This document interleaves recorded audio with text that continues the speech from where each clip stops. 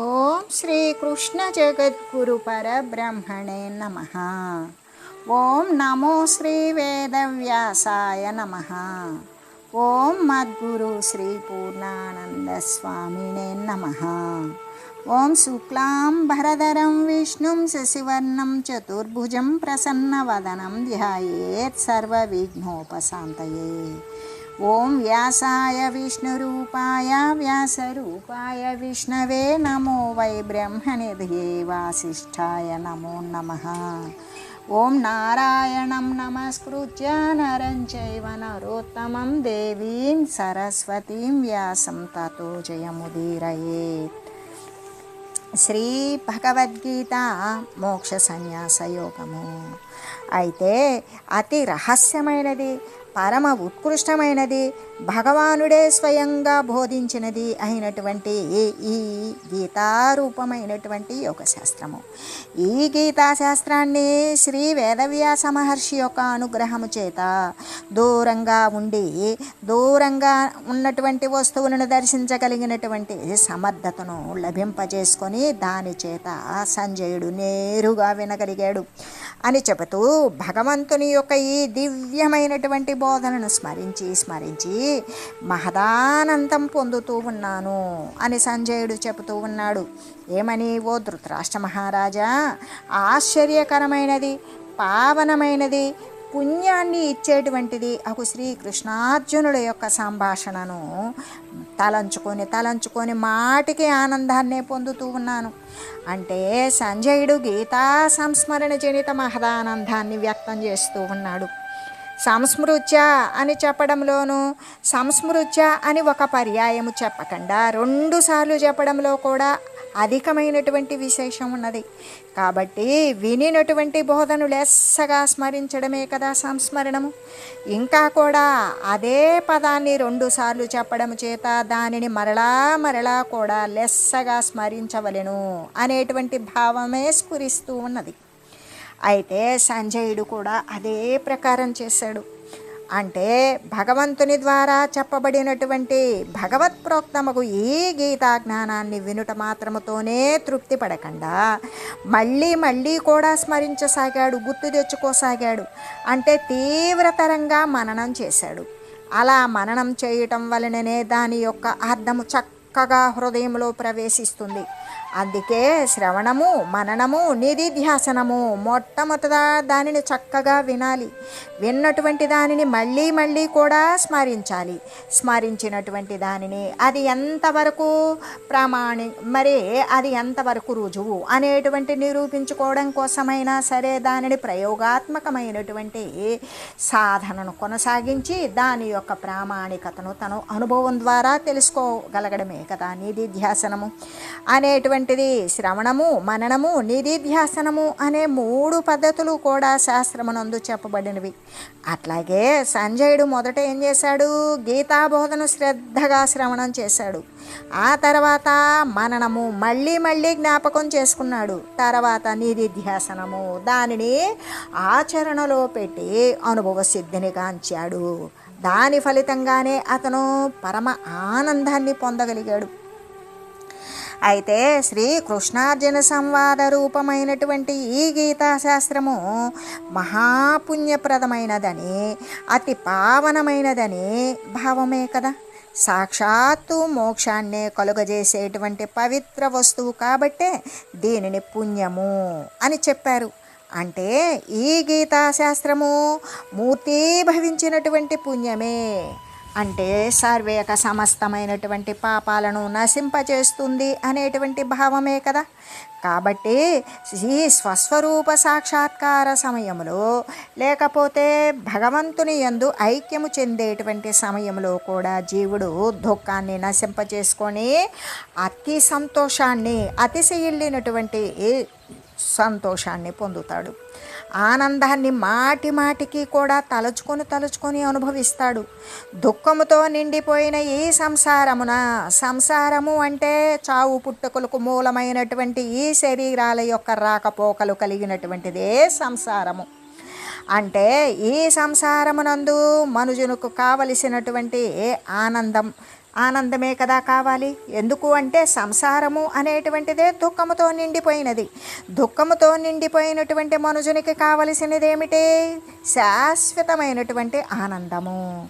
మరి దుఃఖము శాశ్వతంగా నశించిపోయినప్పుడే కదా జీవునికి ఈ గీతాశాస్త్రము ద్వారా శాశ్వతమైనటువంటి ఆనందము అనేది లభిస్తుంది.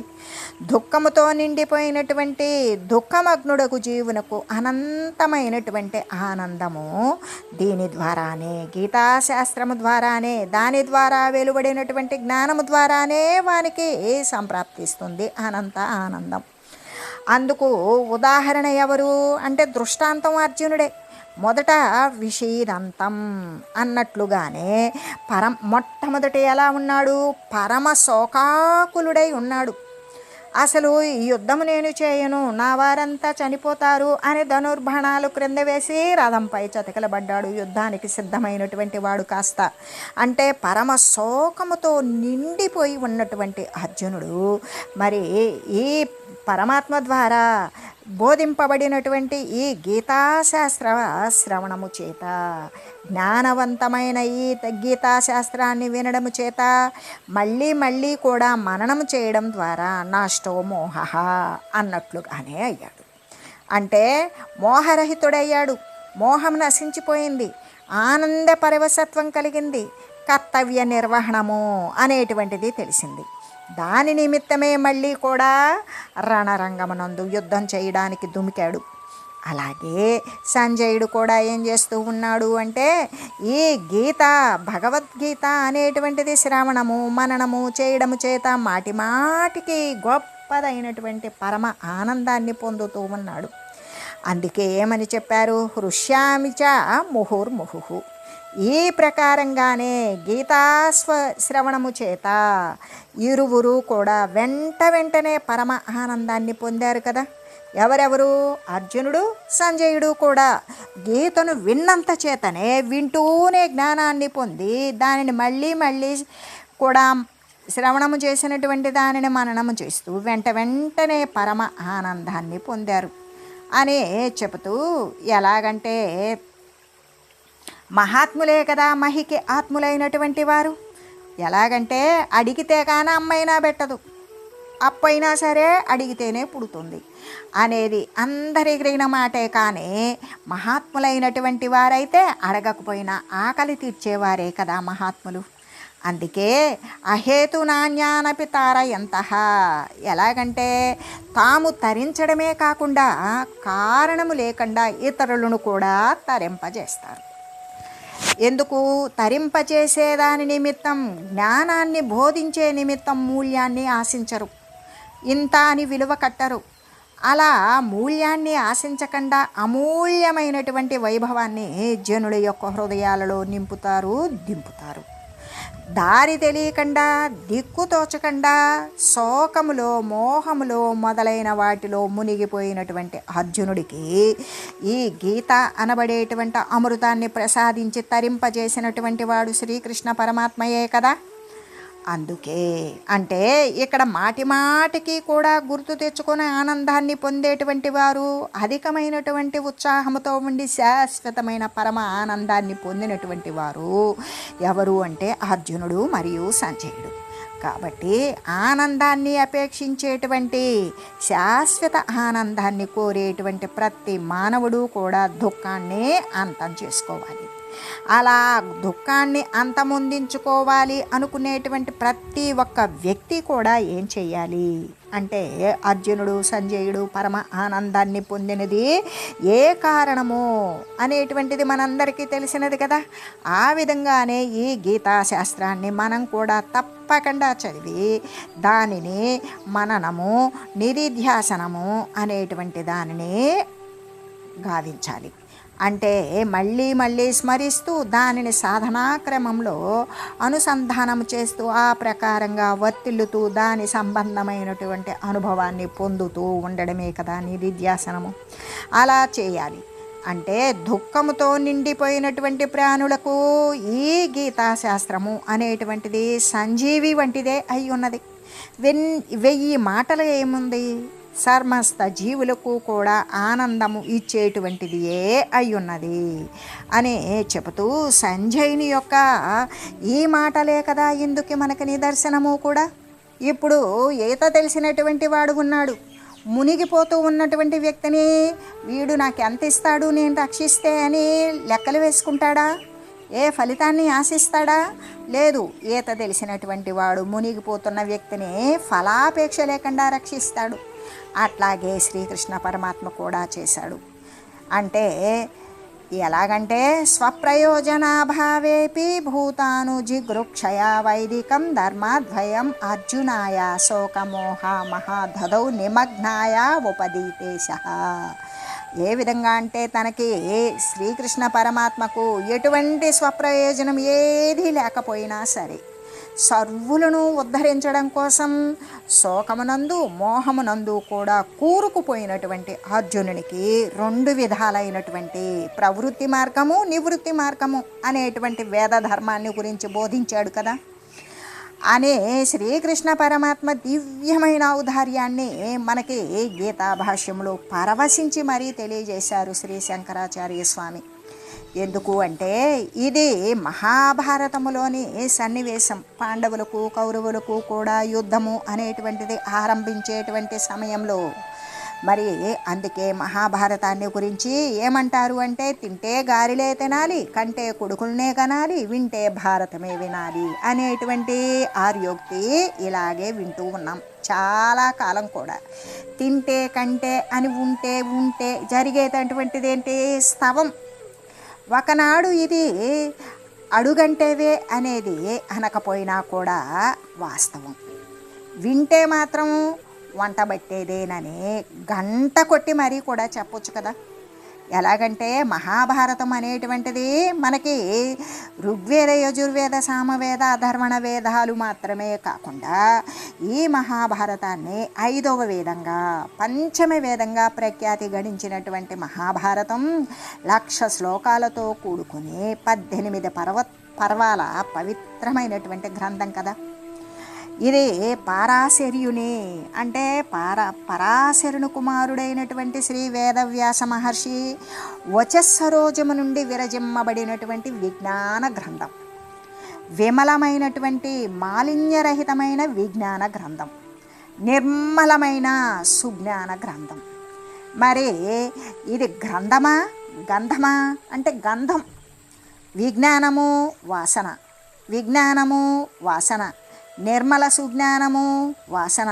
బ్రతుకుకి అర్థం చెప్పేటువంటి గ్రంథం, బుద్ధికి అర్థం పట్టేటువంటి గ్రంథం, ధర్మాన్ని అందలం ఎక్కించినటువంటి గ్రంథం, జ్ఞానాన్ని ఆవిష్కరించినటువంటి గ్రంథం.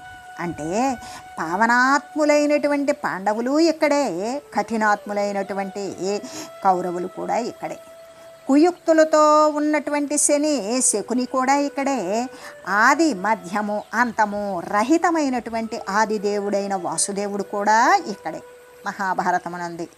మానవుల మధ్య మాధవుడుగా, భామల మధ్య యాదవుడుగా, కురుపాండవుల మధ్య రాయభారిగా, పార్థుని ముందు సారథిగా, పరమాత్మ జ్వాజ్వల్యమానమైనటువంటిది కూడా ఇక్కడే, ఈ భారతంలోనే, ఈ భారతావనిలోనే, ఈ మహాభారతంలోనే వినదగినటువంటి వింతలన్నీ ఇందులోనే, తినదగినటువంటి వంటలన్నీ ఈ విందులోనే. అయితే మహాభారతం ఎటువంటిది? ధర్మప్రధానమైనటువంటి గ్రంథం కదా. వ్యక్తి ధర్మాన్ని, కుటుంబ ధర్మాన్ని, సమాజ ధర్మాన్ని, రాజధర్మాన్ని, దేశధర్మాన్ని, విశ్వధర్మాన్ని వైభవంగా విశ్లేషించినటువంటి గ్రంథం. కాబట్టి ధర్మం చాలా విలువైనటువంటిది, కానీ సులువైనటువంటిది అయితే కాదు. అందుకే మనకేమని చెప్తూ ఉన్నది అంటే సూక్ష్మగతిర్హి ధర్మస్య సూక్ష్మత్వాత్ బహునిర్ణయ అని చెప్పబడింది. ధర్మ మార్గము అనేది చాలా సూక్ష్మమైనది. ఈ సూక్ష్మత్వం వలన ధర్మమును ఒక దృక్కోణం నుండి నిర్ణయించేటువంటి దానికి వీలు లేదు అని శాసించింది కూడా శాంతి పర్వమే.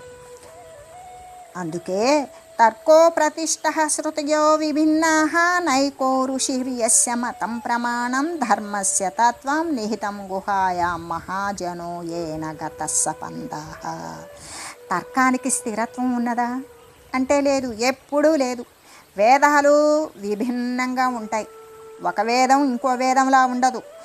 ఈ ఋషి పలికిందే ప్రమాణం, ఈ మహర్షి చెప్పిందే ప్రమాణం అని చెప్పేదానికి వీలుంటుందా? అది లేదు. ధర్మతత్వము ఎలాంటిది? అతి నిగూఢమైనది, మహారహస్యమైనది. కాబట్టి మహాత్ముడు నడిచిందే ఇతరులకు మార్గం. ఇది ధర్మ మార్గం. మనకి ధర్మపుత్రుడు అంటే ధర్మరాజు భారతంలో ఆచరించి చూపినటువంటి మార్గం.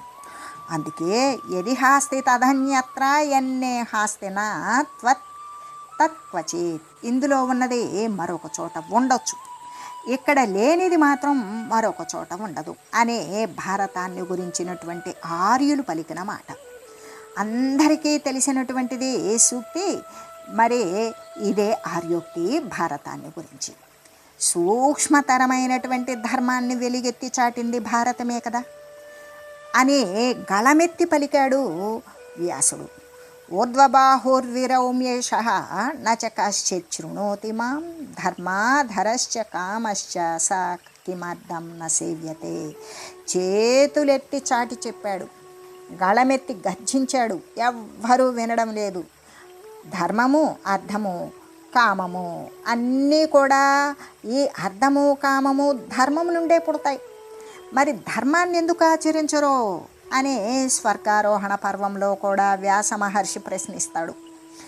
ధర్మజీవనం అనేటువంటిదేంటి? మహోన్నతమైందే కదా. అది దేహబాధల్ని లెక్క చేస్తుందా? చెయ్యరు. ఇంద్రియాల యొక్క పెనుగులాటల్ని లక్ష్య పెడుతుందా? అలా లక్ష్య పెట్టదు. మనోబాధలకు కృంగుతుందా?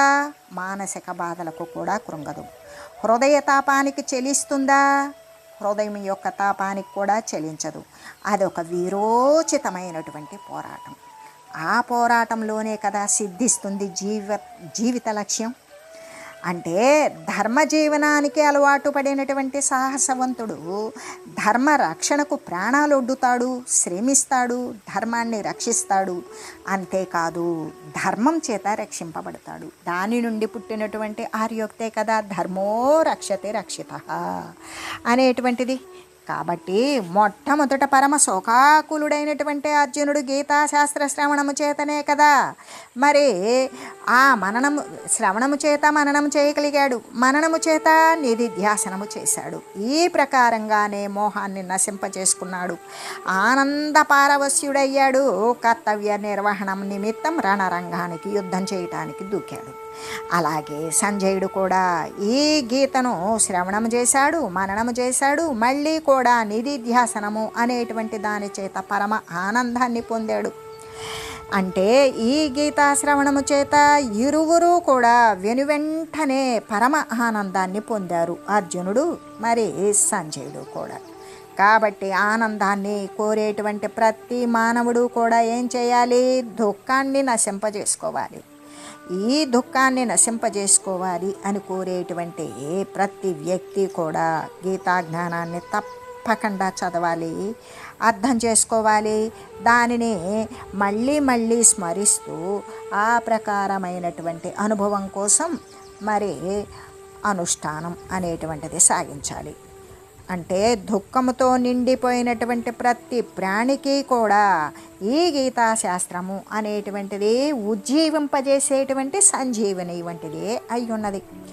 అసలు ఇన్ని మాటలు చెప్పాల్సిన అవసరం ఏముంది? సమస్త జీవులకి కూడా ఆనందాన్ని ఇచ్చేటువంటిది అయి ఉన్నది అని కదా సంజయుని యొక్క ఈ ముందు చెప్పినటువంటి ఈ మాటలకు ఇదే కదా తార్కాణం అని చెబుతూ ఈ కృష్ణుడు ఈ అర్జునుడు వీరి యొక్క సంభాషణ సంవాద రూపమైనటువంటి ఈ గీతాశాస్త్రము మహాపుణ్యప్రదమైనటువంటిది, అద్భుతమైనటువంటిది, మహదాశ్చర్యంతో ఉత్పన్నమైనది. అటువంటి గీతాశాస్త్రాన్ని విన్న తర్వాత ఆ అర్థాన్ని మాటిమాటికి గుర్తు చేసుకోవాలి. దానిని మళ్ళీ అనుభవ సిద్ధి పొందడానికి ఆచరణాత్మకమైనటువంటి జీవికను కొనసాగించాలి. అలా చేసినందువల్ల కలిగేటువంటి ఫలితం ఏమిటంటే జీవుడు శాశ్వతంగా దుఃఖాన్ని నశింపచేసుకుంటాడు. అతిశీలినటువంటి ఆనందాన్ని, ఆత్మతత్వంతో కూడినటువంటి ఆత్మానందాన్ని కూడా పొందుతాడు. మాటి మాటికి కూడా సంతోష సముద్రమునందు ఓలలాడుతాడు. ఎందుకు దృష్టాంతం ఎవరు అంటే సంజయుడే కదా. మాటి మాటికి తలుచుకొని ఆనందపడిపోతూ ఉన్నటువంటి సంజయుడు దీనికి దృష్టాంతమే కదా. భగవానుని యొక్క విశ్వరూపాన్ని తలుచుకొని పరమ ఆశ్చర్యాన్ని పొందుతూ ఉన్నాను అని సంజయుడు చెబుతూ ఉన్నాడు. ఏమని అంటే తచ్చ సంస్మృత్య రూపమత్యద్భుతం హరేహి విస్మయో మే మహాన్ రాజన్ హృష్యామి చ పునః. ఓ ధృతరాష్ట్ర మహారాజా, శ్రీకృష్ణమూర్తి యొక్క మిగుల ఆశ్చర్యకరమైనటువంటి ఈ విశ్వరూపాన్ని తలంచి అంటే విశ్వరూప సందర్శన యోగంలో చూపించబడినటువంటి ఆ యొక్క విశ్వరూపాన్ని తలచి నాకు గొప్పదైనటువంటి మహదాశ్చర్యం కలుగుతూ ఉన్నది. ఇంకా కూడా దానిని తలచుకుంటూనే ఉన్నాను. ఇప్పటికిప్పుడు చూస్తూ ఉన్నట్లుగా మాటికి నేను సంతోషాన్ని పొందుతూ ఉన్నాను అని చెబుతూ, అంటే క్రిందటి శ్లోకంలో ముందు చెప్పుకున్నటువంటి శ్లోకం భగవానుని బోధ వలన కలిగినటువంటి ఆనందాన్ని తెలియజేశాడు. ఇప్పుడు ఈ శ్లోకం భగవానుని యొక్క విశ్వరూపాన్ని తలంచుకున్నప్పుడు, ఆ చూసినటువంటి విశ్వరూపాన్ని భావించినప్పుడు కలిగినటువంటి దివ్యమైనటువంటి అనుభూతి పరమ ఆనందాన్ని వ్యక్తం చేస్తూ ఉన్నది అని చెబుతూ హృష్యామి చ పునః. సంజయుడు ఏమని చెప్తూ ఉన్నాడు అంటే భగవానుని బోధను రూపాన్ని కూడా తలంచుకొని ఆనందం పట్టలేకుండా ఉన్నాడు. మళ్ళీ ఆ విషయాన్ని తలంచుకుంటున్నాడు, ఆనందాన్ని పట్టలేకపోతున్నాడు. అతనికి కలిగినటువంటి ఆశ్చర్యానికి అంతు లేకుండా ఉన్నది. ప్రతి వాడు కూడా ఈ దశను అంటే అతిశయిల్లినటువంటి హర్షించేటువంటి అతిశయిల్లిన ఆనంద దశను ఎప్పటికైనా సరే జ్ఞానం యొక్క ప్రాప్తి చేత పొందవలసే ఉన్నాడు కదా. అంటే అస్థిరమైనటువంటి అశాశ్వతమైనటువంటి ఈ ప్రపంచ భావనను వదిలివేయాలి. అలాగా వదిలివేసి శాశ్వతమైనటువంటి క్షణిక సంబంధమైనటువంటి దృశ్యమాన ప్రపంచ భావన అస్వరమే, వచ్చిపోయేటువంటిదే, మార్పులు కలిగినదే అనేటువంటి దానిని, అస్థిరమైన దానిని, అబద్ధజనితమైనటువంటి దానిని, అవిద్యా సంబంధమైన ఈ ప్రాపంచకమైనటువంటి భావనను వదిలివేసి శాశ్వతమైన సత్యము, నిత్యము, శాశ్వతమైనటువంటి భగవత్ స్వరూపాన్ని చింతించేటప్పుడు కొందరు ఆనందాన్ని పట్టలేకపోతారు. ఇక అంతేకాదు, ఆనందం పట్టలేక చిందులు త్రొక్కుతారు. అంటే అటువంటి ఆనందాన్ని పొందేటప్పుడు చైతన్య ప్రభువులు కూడా శ్రీకృష్ణుని యొక్క పారవస్యము చేత, ప్రార్థన యొక్క పారవస్యము చేత తాను తన శరీరాన్ని మరిచి చిందులు త్రొక్కాడు అనేటువంటి విషయం మనందరికీ కూడా విదితమైనదే. అలాగే ఇట్లా ప్రపంచ భావనను వదిలివేసి శాశ్వతమైనటువంటి భగవత్ స్వరూపాన్ని గురించి చింతించేటప్పుడు కొంతమంది ఆనందాన్ని పట్టలేక చిందులు త్రొక్కుతారు, వెలుగెత్తి గానం చేస్తూ ఉంటారు. ఎవరినైతే ఏ విషయాన్నైతే ఆనందంతో తుణికిసలాడుతూ ఉన్నారో ఆ విషయాన్నే పాట రూపంలో వెలుగెత్తి గానం చేస్తారు. సామగానంలాగానే ఉంటుంది. కొందరైతే ఆనంద పారవస్యము చేత నృత్యము చేస్తారు. ఇవన్నీ కూడా ఏంటి అంటే మీకెలి వాని యొక్క ఆనంద స్థాయికి మించిపోయి ఉన్నటువంటి మిక్కుటమైన పట్టలేనటువంటి అతిశయిల్లినటువంటి సంతోషానికి, హర్షానికి కూడా ఇవన్నీ గురుతులు.